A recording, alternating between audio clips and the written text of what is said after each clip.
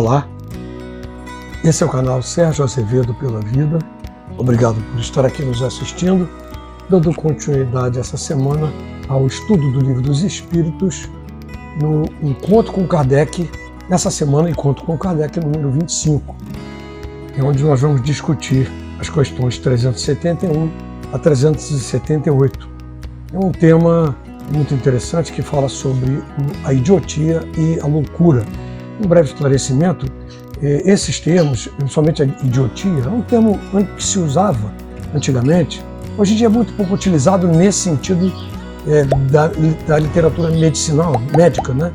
É pouco utilizado, mas se refere à idiotia àquelas crianças que nascem com determinados distúrbios hoje, muito conhecidos como a síndrome de Down, por exemplo. Só que antigamente se dava o nome disso de idiotia. Nada a ver com o fato de hoje a gente chamar, o sujeito é idiota, ideia é idiota, fulano parece ser idiota, tá? Antigamente se linkava muito esse tipo de termo a pessoas que apresentem alguma deficiência, como essa que eu falei agora. Só que, independente de qualquer coisa, essas pessoas, a gente não pode esquecer, elas têm que ser tratadas sempre, com muito amor, muito carinho, muita fraternidade e muita atenção. E nós vamos explicar aqui o Livro dos Espíritos.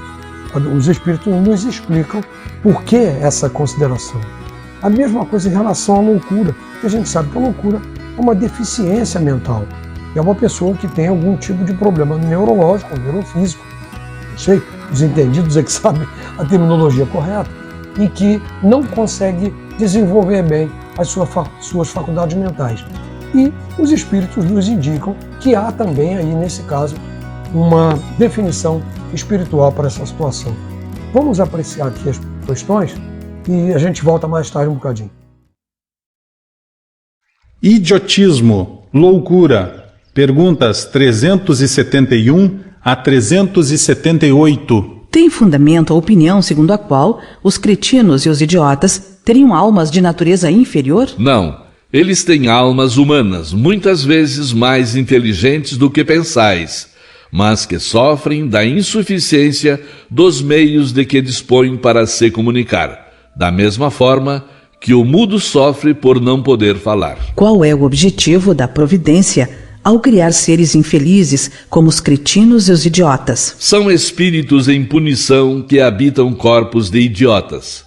Esses espíritos sofrem pelo constrangimento que experimentam e pela impossibilidade em que estão de se manifestarem por meio de órgãos não desenvolvidos ou defeituosos. Então não é exato dizer-se que os órgãos nada influem sobre as faculdades? Nunca dissemos que os órgãos não têm influência. Têm e muito grande sobre a manifestação das faculdades, mas não produzem as faculdades. Eis a diferença. Um bom músico com um instrumento ruim não produzirá boa música, o que não impede de ser bom músico. É preciso distinguir o estado normal do estado patológico. No estado normal, o moral supera os obstáculos que a matéria lhe opõe. Mas há casos em que a matéria oferece tal resistência que as manifestações são entravadas ou desnaturadas, como nos de idiotismo e de loucura. São casos patológicos em que a própria lei humana isenta a alma da responsabilidade de seus atos, uma vez que, nesse estado, ela não goza de toda a sua liberdade. Nós vimos aqui nestas questões que os espíritos, o Kardec pergunta sobre a alma das pessoas que eles chamam de cretinos, né? E dos idiotas, e se é de uma natureza inferior. Ele pergunta também qual é a finalidade desse tipo de pessoa desgraçada, né, de vir ao mundo, como é que pode isso, né? E a gente já sabe que, independente de qualquer coisa, isso se trata de uma expiação ou uma prova. Isso é fato. Esse tipo de dificuldade acontece no reencarnante em função de alguma expiação que ele tenha que passar ou alguma prova que ele tenha se sujeitado a passar para a evolução. Expiação, no caso, porque ele pode ter provocado algum mal em alguém nesse sentido aí. Ele pergunta, inclusive, aqui o Kardec sobre se as faculdades, se os órgãos têm ligação direta com o desenvolvimento das faculdades. Nós já vimos isso no encontro anterior, no encontro 24, em que o que dá habilidade, as faculdades, é o espírito, não é o órgão que determina quais as faculdades a pessoa tem. O sujeito é muito inteligente, o cérebro dele é assim, assim. Tudo bem, ele veio preparado para aceitar aquele desenvolvimento daquele espírito que está vindo. Mas o que dá, o que delimita e o que importa naquela faculdade é não o órgão, também, mas principalmente o espírito. Porque o desenvolvimento intelectual do espírito é que vai denotar aquela capacidade intelectual daquele que está reencarnando ali, né? Então, ele faz uma distinção muito grande nesse sentido, que a gente não pode esquecer nunca que para a evolução é preciso que se evolua intelectual e moralmente. Mas principalmente moralmente, porque é justamente o desenvolvimento moral que distingue um espírito do outro, a sua superioridade moral. Não basta simplesmente você ter um conhecimento muito amplo. Você pode ser uma pessoa extremamente inteligente, mas moralmente pouco desenvolvido. Isso pode estar certo que em outra encarnação você pode ter alguma dificuldade nesse sentido. Nós vamos ver nas outras questões. Qual o mérito da existência de seres que, como os cretinos e os idiotas, não podendo fazer o bem nem o mal, não podem progredir? É uma expiação imposta pelo abuso que fizeram de certas faculdades. É uma pausa temporária. Assim, um corpo de idiota pode conter um espírito que tenha animado um homem de gênio em existência anterior? Sim, às vezes os gênios se tornam flagelo quando dele se abusa. Nem sempre a superioridade moral guarda proporção com a superioridade intelectual, e os grandes gênios podem ter muito que expiar. Daí resulta frequentemente para eles uma existência inferior à que tiveram e uma causa de sofrimentos.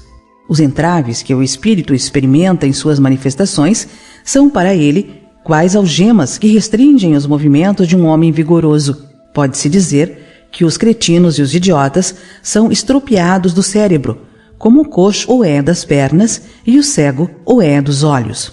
Na condição de espírito livre, o idiota tem consciência do seu estado mental? Sim, com muita frequência.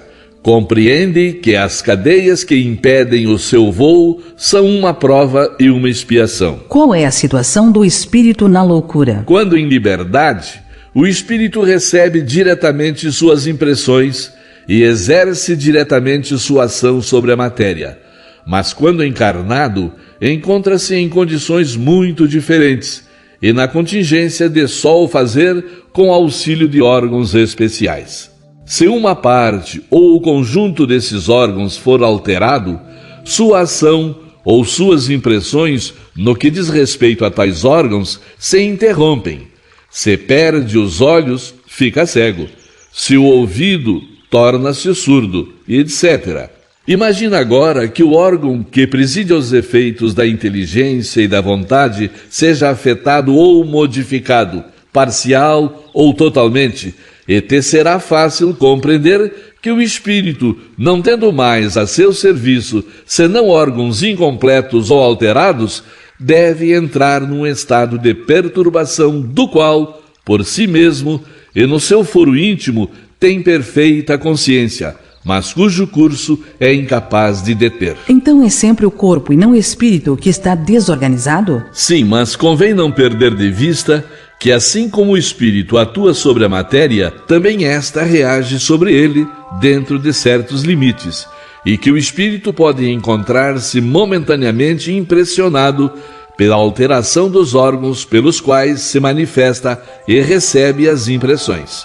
Pode acontecer, finalmente, quando a loucura já durou longo tempo, que a repetição dos mesmos atos acabe por exercer sobre o espírito uma influência de que ele só se libertará depois de se haver libertado completamente de toda a impressão material. Por que razão a loucura leva o homem algumas vezes ao suicídio? O espírito sofre pelo constrangimento em que se acha e pela impossibilidade em que se vê de manifestar-se livremente.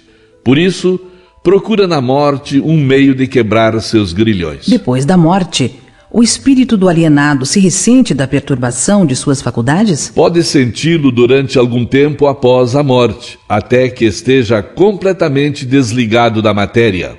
Assim, Como o homem que desperta se ressente por algum tempo da perturbação em que o sono o mergulhara. De que modo a alteração do cérebro pode reagir sobre o espírito depois da morte? Como uma recordação, como um peso que oprime o espírito. Já que o espírito não teve compreensão de tudo o que se passou durante a loucura, sempre precisará de certo tempo para se pôr ao corrente de tudo. É por isso que quanto mais tempo tiver durado a loucura no curso da vida, tanto mais lhe durará o incômodo, o constrangimento depois da morte. Liberto do corpo, o espírito se ressente por algum tempo da impressão que seus laços lhe causavam. Como nós vimos aqui agora, nessas últimas questões, o aparelho físico, ele vem sempre, como nós já vimos em encontros anteriores, ele vem sempre preparado para o caminho reencarnatório daquele espírito ali. Então, como ele diz aqui, e muitas vezes você tem um espírito muito desenvolvido intelectualmente, que tenha sido um gênio da ciência, ou um gênio da matemática, ou um gênio da medicina, e que abusou desse tipo de postura. Ele teve uma postura muito errada, pode ter abusado das pessoas, ter sido leviano com o seu próprio corpo ou com as pessoas, se sentindo, sabe, aquele cara que se sente o maioral, então acha que os outros são escravos dele, porque ele tem um desenvolvimento maior do que os outros, acha que os outros não são nada e ele é tudo. Ele pode voltar numa reencarnação com uma deficiência mental, por exemplo, onde ele não consiga ter o desenvolvimento intelectual que tinha. Aí sim, ele pode ter sido uma pessoa muito inteligente numa encarnação, ter aquele desenvolvimento, mas pela dificuldade que o órgão, no caso o cérebro dele, vem a mostrar nessa, ele não consegue desenvolver. Isso como uma expiação. A mesma forma com relação à cegueira, com relação à voz, né? O sujeito pode ter sido um grande cantor e por isso ter tripudiado de alguma maneira do seu próprio corpo ou das outras pessoas, ou seja lá, alguma coisa que ele tenha feito, que nessa encarnação ele precise vir e vem sem a voz. Quer dizer, ele tem um desenvolvimento naquilo, mas o aparelho físico não permite que ele exerça daquela forma, né? Isso acontece de várias formas, tanto nos órgãos internos como numa deficiência física, né? Uma paralisia, paraplegia, por exemplo, ou vem sem um braço, ou vem, seja lá, com alguma deficiência nasal que não consiga respirar da maneira correta. É desta forma que acontece sempre em função de alguma coisa que tenha sido feita na encarnação anterior. E muitas vezes, então, eles nos dizem aqui com muita clareza que você pode ser uma pessoa de um desenvolvimento moral muito bom, mas que precise, por algum motivo, passar por aquela expiação como uma pessoa tetraplégica, por exemplo. Aliás, nós temos um caso no mundo, que é o Steve Hawking. Você veja, uma das mentes, se não há mais, uma das mais inteligentes que existem hoje no planeta. Steve Hawking, ele é tetraplégico. Ele ele fica com a cabeça assim e não movimenta o corpo. Acho que ele só movimenta, nem a mão. Não consegue movimentar-se. Mas olha a inteligência dele. Olha a que ponto chegou a inteligência dele. Quer dizer, ele nem sempre foi assim, ele ficou assim depois. Por quê? Mas veja, o desenvolvimento intelectual dele é absurdo. Mas fisicamente ele é impedido de ter o pleno uso dessas faculdades em função da dificuldade física que ele tem. Isso precisa ficar muito bem claro. Agora, a gente tem que deixar muito bem claro que essas pessoas que vêm ao mundo, que reencarnam com algum problema mental ou de nascença, com uma deficiência mental, ou quem apresenta a síndrome de Down, ou uma pessoa que venha sem um membro inferior, que não pode andar ou que não pode falar, eles devem sempre ser tratados, acima de tudo, com muito amor, muito carinho, muita fraternidade. Se você tem alguém assim na sua família que precise desta atenção, um autista, por exemplo, de alto grau, precisa desta atenção, o faça sempre pensando no máximo da fraternidade e do amor.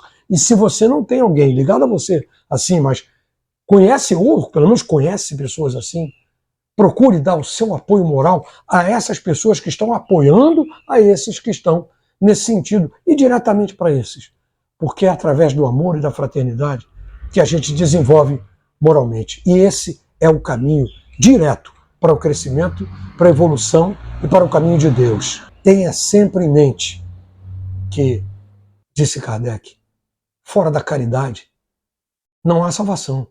Então, fora do amor, fora da fraternidade, não há desenvolvimento para o espírito. Vamos pensar sempre nesse sentido. Chegamos mais uma vez ao final do nosso encontro. Muito obrigado por ter estado até aqui. Esse que foi o encontro número 25. Na próxima semana eu espero encontrar vocês aqui outra vez no encontro com Kardec número 26. Vamos estudar uma outra questão até muito interessante que vai ser sobre a infância. E eu espero contar mais uma vez com a presença de todos. Não deixa de dar o joinha, clicar naquela mãozinha, que isso ajuda a que outras pessoas também possam ter acesso ao conhecimento da doutrina espírita. E esta é a minha intenção, elaborando, fazendo esse trabalho dos encontros com Kardec. Muito obrigado por estar até aqui. Mais uma vez eu digo, fiquem na paz.